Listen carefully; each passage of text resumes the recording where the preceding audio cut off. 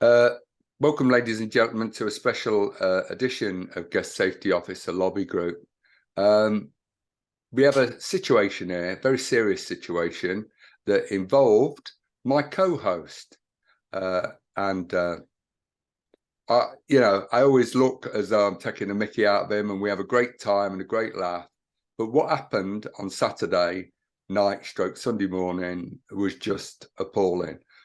I'm going to say very little during this, occasionally to ask a question, but I'm going to leave it to Gary to tell us all what happened. Gary. Yeah, thanks, Ian. So what generally happened? It was about 7:58 in the morning, Sunday morning. We'd just finished shifts. It would be an 18-hour shift. We had two major events. This was coming to the second end of the second event. And it was a time in the morning. We just started to dekit. I'd already dekit myself. I was in the process of taking radios and body cameras off the staff. We had a gentleman walk into our welfare / security office screaming about his wallet, which earlier on in the evening, he claimed that the member of the cloakroom team had stolen his wallet. I've still got this recorded on body-worn camera. We couldn't find his wallet during the night. But anyway, long story short, we found his wallet. So he came into the security office. We've handed his wallet back to him. He wasn't happy with the fact is we found his wallet and he was still accusing us of stealing his wallet. Well, as I say, we hadn't stolen his wallet. So we were asking him to leave, and he still kept being irate, and he just persistent in going on about it. We asked him to leave, we kept asking him to leave, and he was with a couple of people there. One of his colleagues starts pushing me. We pushed him back. We got a bit of a push you, shove me situation, but it was going nowhere. Then his colleague kicked me in the testicles. As I moved around to try and detain him, because I thought, no, you're not going to do that. We're going to get you arrested. I was sniped by a random, literally punched me straight in the face, smack on the gob. I went down, smashed my head on the floor, and obviously I split all my mouth up and my lip up. And that was the whole situation. Gary, can I just ask you a couple of questions? Because you're saying you were dekitting. So well, first of all, had the gig actually finished? Yeah, the gig had finished. It was all over. Literally, people were leaving. We were hoping to get all the staff gone by sort of 8:15. That's why we started to dekit. There was very few people left in the venue. You know, you always got stragglers who were just milling about and just moving out bit by bit. But the majority of the whole thing had closed down, and it was literally signing out time. And we'd already started to sign out staff. So we move on to dekitting, and I want to just focus on this because your staff carry quite a bit of kit, don't they? Because you do medical as well, don't you? Yeah. We just generally we're taking the cameras off, the body-worn cameras off, the radios, high-vis vests, and then the other kit which had been issued for the evening. So literally, it was just a full debrigger kit. So at this time that this incident took place, were there any of these cameras actually working? Well, the dark thing about it, there was only one. We got one body camera footage left on, and that was the team leader. He was the last person to derig, as he normally is, and his camera was on. So he was the only person who had a camera on. So, and that was it. So we got body-worn camera footage from him. But so all the other angles, which we normally have sort of like about 15, 20 different angles, we didn't have that. All we got is one version. And because I'd already dekitted myself and put my trainers on, and I was starting to sign people out, I'd already taken my kit off.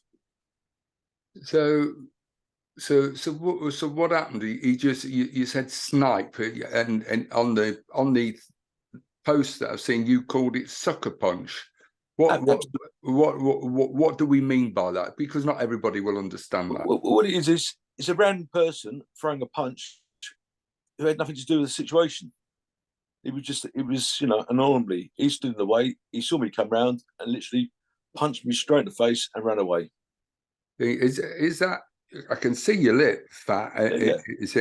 Where is it? Is it worse than that? Well, it's damaged inside. It was a vice stitching, but by the time I got to hospital, when I started to crash, it became the least of the problems. So there you go. Well, let's just let's take that, because obviously from the moment that incident happened, you said you got them arrested. So did the police attend then? The police were brilliant. The police were literally there in 2 or 3 minutes. So we got one of them arrested. We didn't get the person who actually assaulted me, or the person who caused the main assault arrested, but the person who kicked me in the groin, he was arrested. Do we know who the other guy is? Yes, we do. We've got all the details. I mean, the venue does everything. They've got scanning machines, they've got CCTV in place. Again, we still have some forward body-worn camera footage there. So yeah, we've got all the details of all the people who were there at the time and everyone who was involved in that incident. Oh, that's handy.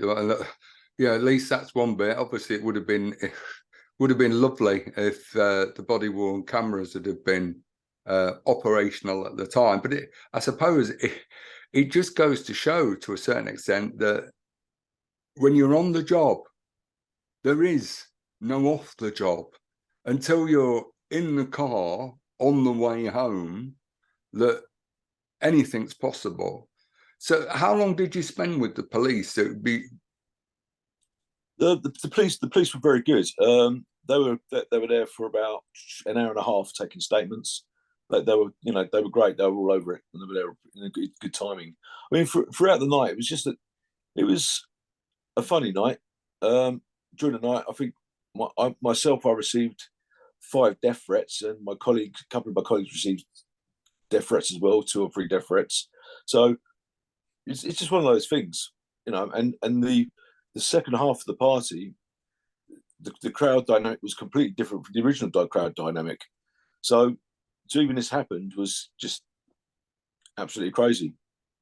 You wouldn't expect these type of people. Sorry, what do you mean by that? You wouldn't expect it from these type of people in terms of the dynamic? Also, we were looking at an older crowd. Right. We were looking at between the 35s to late 40s. Really? So yeah, it was a completely different dynamic crowd. Whereas our earlier crowd was very much a young crowd. Again, 18 to late 20s. So the dynamics had completely changed. The music had changed. It was complete different dynamics. That's what you, because I remember on a previously on the show, you'd said that you'd felt that things were getting a little bit easier, or that or returning to normal. But was this a one-off change, or was it just? Good question, Ian. That is a good question. I think you need to ask me that in another few weeks' time. Now. Yeah, I suppose so. Yeah, I think we should come back to that one. Yeah, I think that might be the case. So I recall you phoned me up at 20 past 10 on the Sunday morning, and told me what happened. And as I said to you earlier, I was sensed by. I sort of sensed that this wasn't normal. You don't normally phone me up on a Sunday. Anyway, I'm lucky to get hold of you before we go online, due to the show and the dressing room that you want. But in a serious note, I could sense that you were like shocked by it all, that you were like really frustrated with how it had all gone at the time it had happened and how it had happened. And yeah, I mean, my frustration comes to a couple of points. The frustration is it's in the night. For one, we're all going home. Without this, we could have all just gone. I could have been in my car 8:15. I would have been home, no issues. But as I say, my frustration comes to the point is we also had subcontractors on that day. So the subcontractor saw what happened. He chased after the person, and he let him go. He just let him go, and he thought that was okay. And that's one of my frustrations, really. It just falls back on that idea of training again. We got a job. It's not okay for us to be assaulted. We're not there to be a punch bag for the general public. But it's happened. I think so. From the description that you've given so far, it seems that it's really nice to hear that the police have reacted well, and it's great to hear the positive steps that the venue have taken, how they've reacted, etc. The support I know that we've spoken about off air that they've given you in helping you deal with this and find the perpetrator. But we need to move on. I think we just need to sort of put this into its proper perspective about what subsequently happened and why this is so important. So you've put the phone down on me. It's an hour. Oh yeah, I've got an hour and 20 minutes in, or an hour and 40. I'll be home.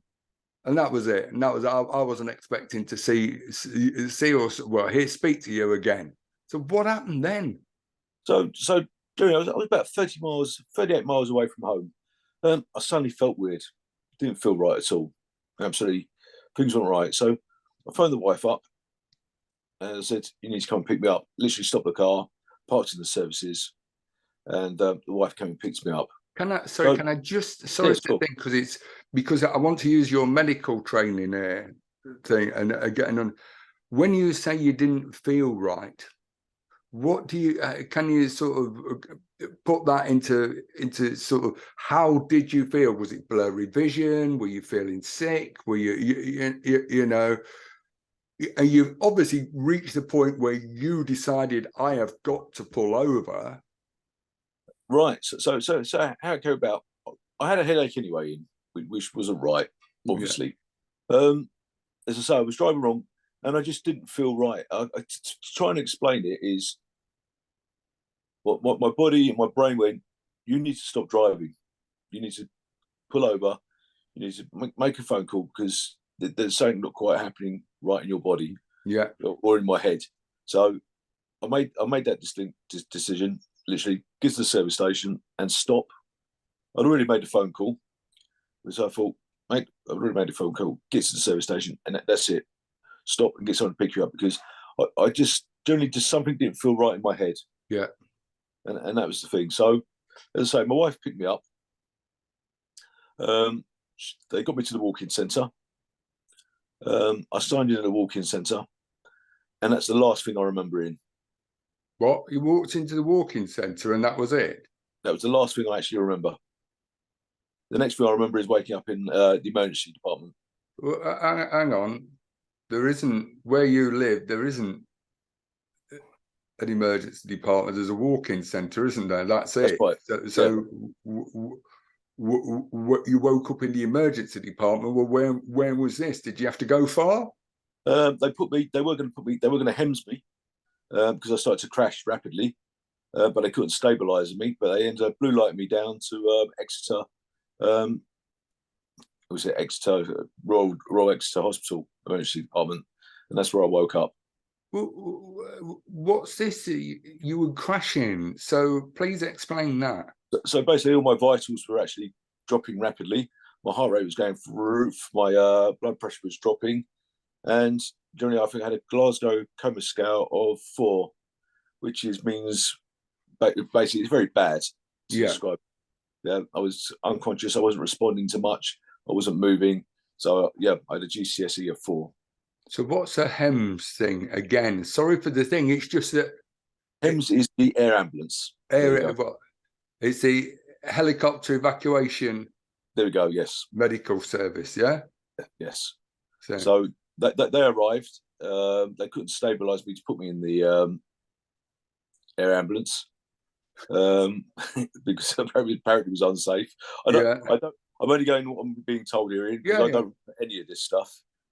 As I say, the next thing I woke up with tubes all up in my body and bits and pieces, and I was in Royal Devon Exeter Hospital. Several hours later. So what did they say? What did we find out what it was? Did you get, what did they do? Did he get a CAT scan, anything like that? I got a CAT scan. There was no swelling on the brain, which was lucky, and no damage to the brain. They've don't know. They're long hours, not sleeping, and having a TBI, which is a traumatic brain injury, being punched in the face. Obviously, the punch in the face, then landing, and then smashing my head on the floor again. Oh, you smashed your head. You smashed your head on the floor as well. Yeah. So I had a double impact. Oh, right. So that when you got hit, so it rocked you back.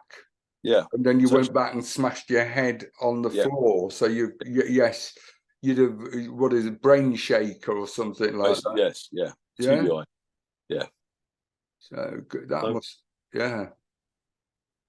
So how come you're out? I mean, surely you could have died from that. Well, the thing about it is that they actually handed over the investigation to a detective, because the person who actually, one of the people who assaulted me, if it been in that case, I believe it would have been a murder case. So they actually started to hand it over to a detective because I was in hospital and they were waiting for the outcome of what happens to me. And all for going to work. So just so we can,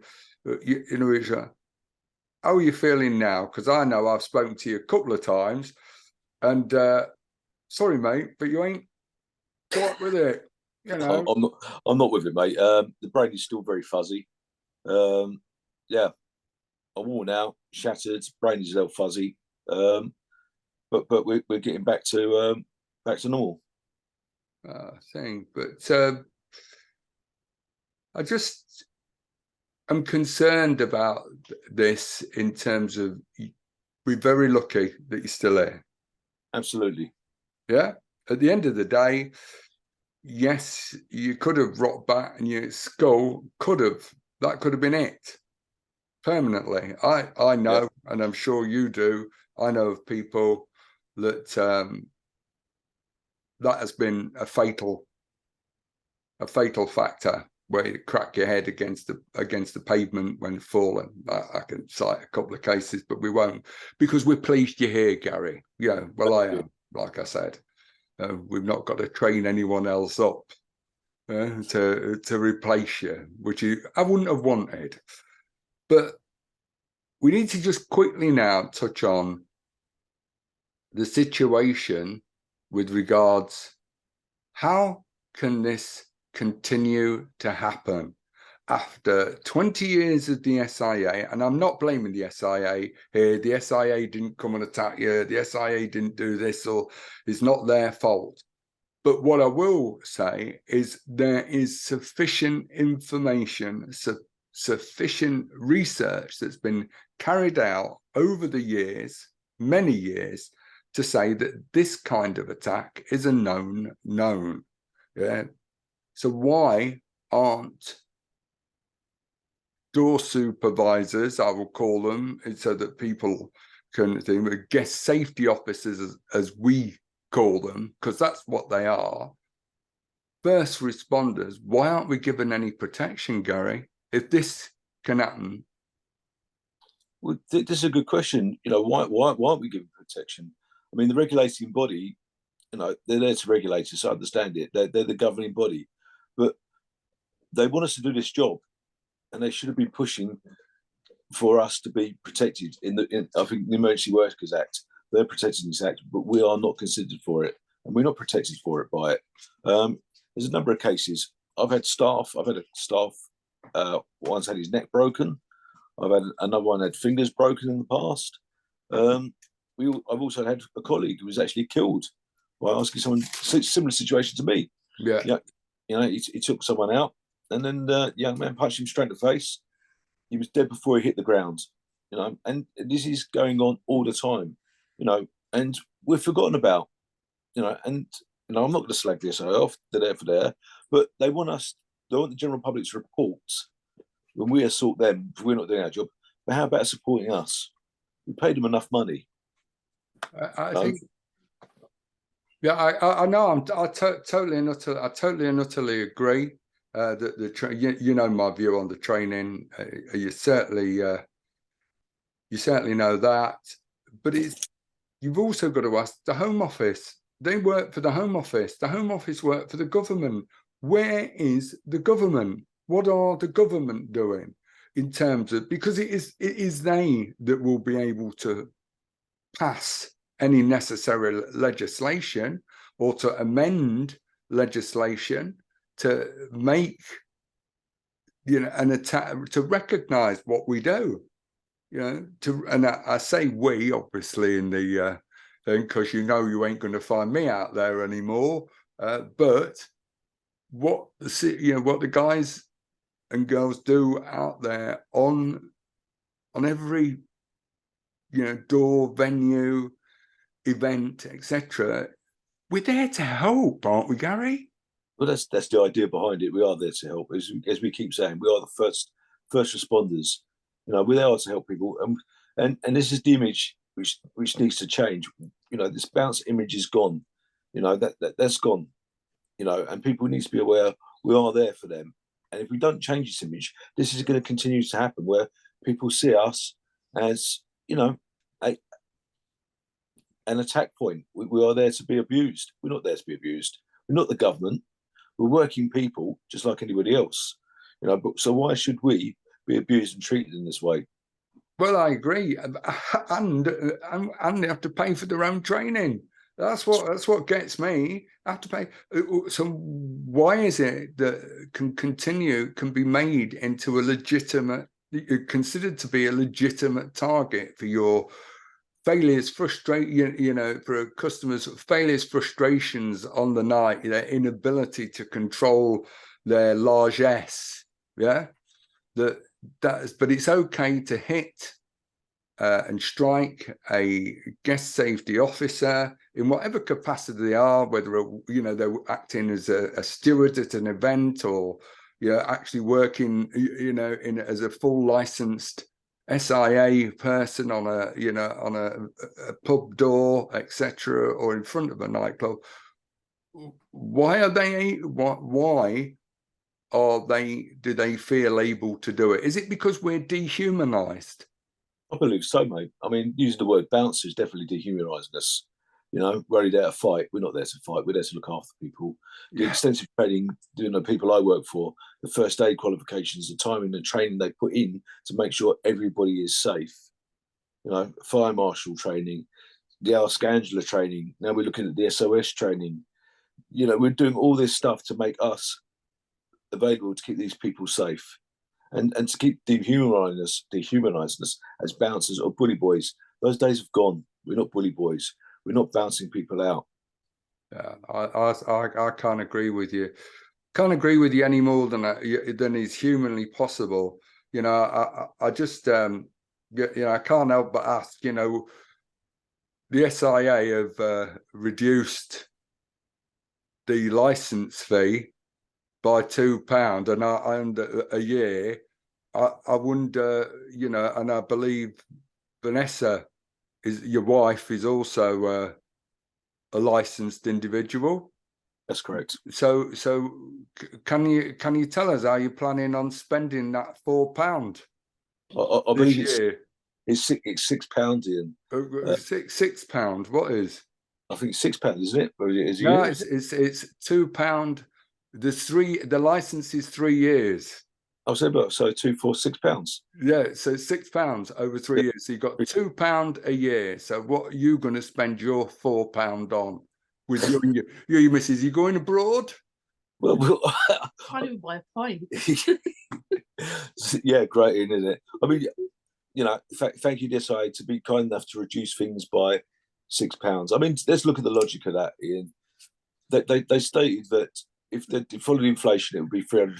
Well, I tell you what, if I would have been happy to pay the £350 for a license, if that would improve better customer services, a call centre where you can actually speak to someone, not a dehumanized human being behind a computer screen who can't answer your questions. Yeah, and perhaps we've got rid of a lot of these jacket fitters who go, "Oh, I can't pay that sort of money." We might have better people out on the ground. But thank you, Michelle, for the reduction. We really appreciate that. It is, you know, and it's hard, isn't it? Because I told one of my friends about this who's not involved in security, and well, he said, well, that's all. At least they're doing something. You know, they are making an effort, and you realise it's the optics, it's the perception of it. However, all joking aside, and you know, the seriousness of what you've just said is paying the money. You charge thing, but make it work.